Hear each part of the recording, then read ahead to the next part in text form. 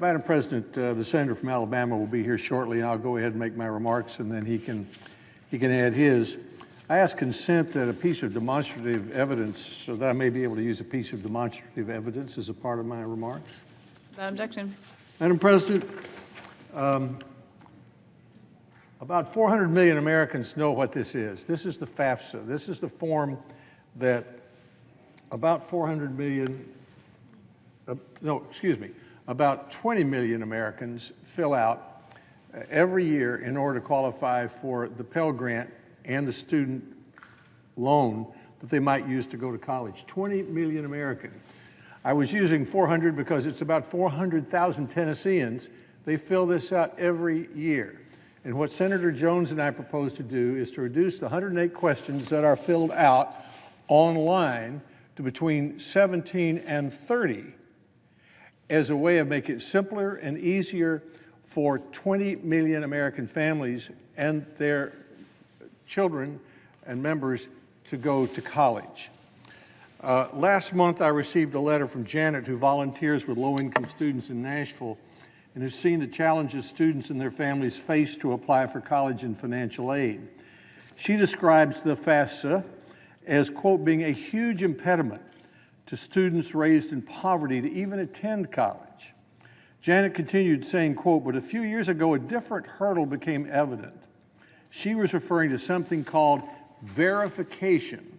She told the story of an excellent student who began classes at Middle Tennessee State University, but 6 weeks into her fall semester, her FAFSA was flagged for verification, a complicated process that stops Pell Grant payments while a student and their family scramble to submit their federal tax information or prove they didn't have to file taxes.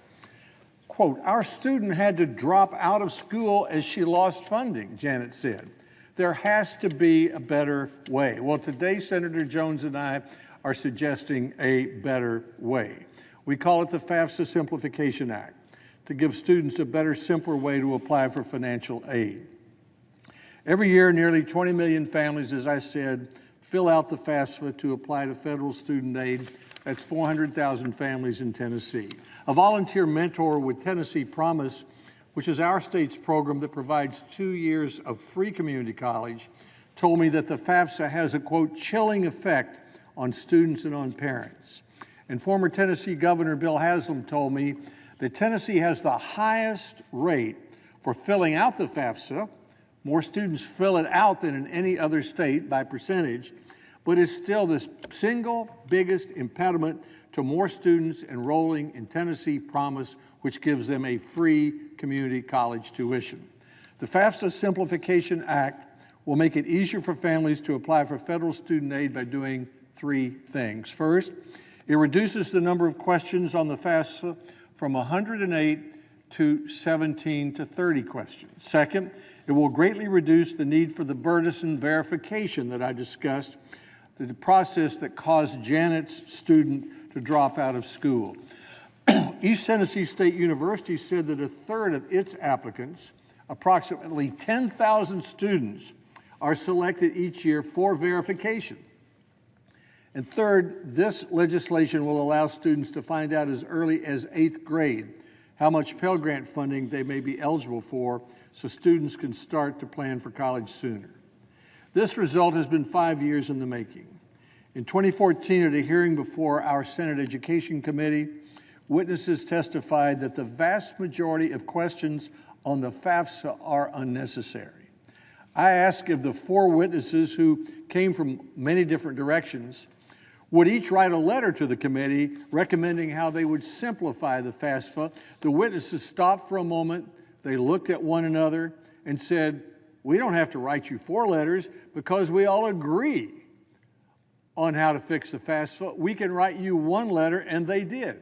So Senator Michael Bennett, a Democratic member of the committee then, who was on the committee at the time, said, well, if that's true, and if there's that much agreement, then why don't we do what you recommend? I mean, how many times do we go home to Tennessee or Arizona and Alabama and explain something and people say, well, then why don't you do it? This is a case of, well, then why don't we do it? And Senator Jones are here to ask that question and recommend that we do. So we started talking with other senators, students, college administrators, other experts about how to simplify the FAFSA. In 2015, Senator Bennett and I, now listen to this list, along with Senator Booker, Senator Burr, Senator King, Senator Enzi, Warner, and Isaacson, introduced bipartisan legislation that would reduce the number of FAFSA questions to 2 questions.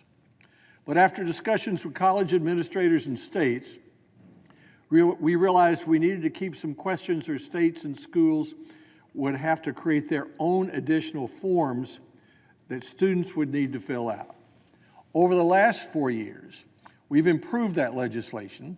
We now believe that what Senator Jones and I are proposing will permit us to move forward with bipartisan legislation that would reduce the FAFSA to between 18 and 30 questions. That's the legislation we have introduced today. This is one more step to make it easier for families to fill out the FAFSA. In President Obama's administration, with the encouragement of our committee, families were allowed to use the tax information from the previous year so they could apply to colleges in the fall rather than have to wait until the spring.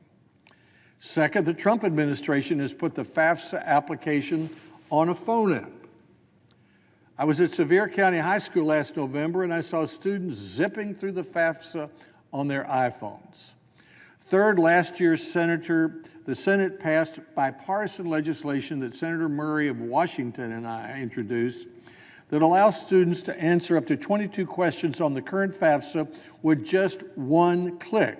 And that will stop requiring students to give the same information to the federal government twice. I can't tell you the number of parents and grandparents who said to me, why do I have to give the same information to the federal government twice in order to apply for a student loan or a Pell Grant? The answer is you shouldn't have to. This would dramatically decrease the number of students selected for verification.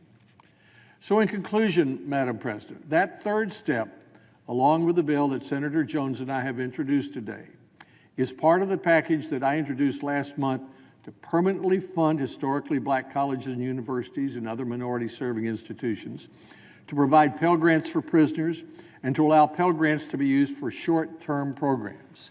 This legislation, which includes our bill to simplify the FAFSA, can and should pass the Senate and the House this year so that it can be signed into law by the President.